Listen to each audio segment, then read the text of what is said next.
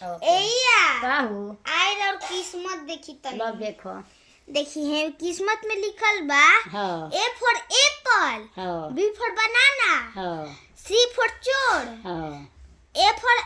Apple हाँ B for बड़ा Apple हाँ। सी फॉर छोटा एप्पल एया एकरा कुछ ना आइला दी हम पढ़ी पढ़ल ना घर है लॉस ना देखो सब मत में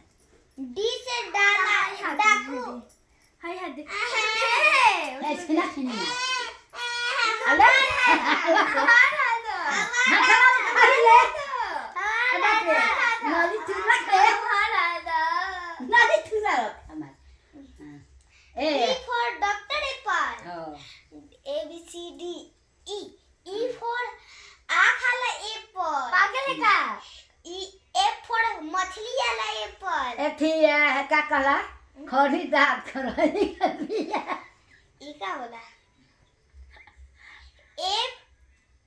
A B C D E F G G for लड़की वाला एप्पल हाँ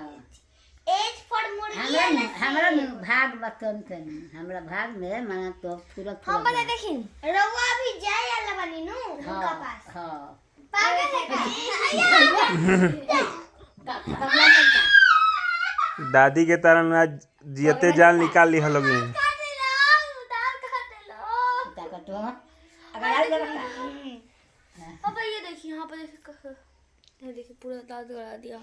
है कार्तिक हाँ क्या कि हमारा बर्दाश्त ना करके मारे लगे पहले ए, कर ले हमको कोनो दिक्कत नहीं ना ना काव्या हम खा के काव्या नहीं करोगे दादी के गुस्सा ना दिलाओ हाँ H for मुर्गी वाला एप्पल हाँ। A B C D E F G हाँ, H समझा I I for आइसक्रीम वाला एप्पल ए काका दू वीडियो ला कहत ला किसो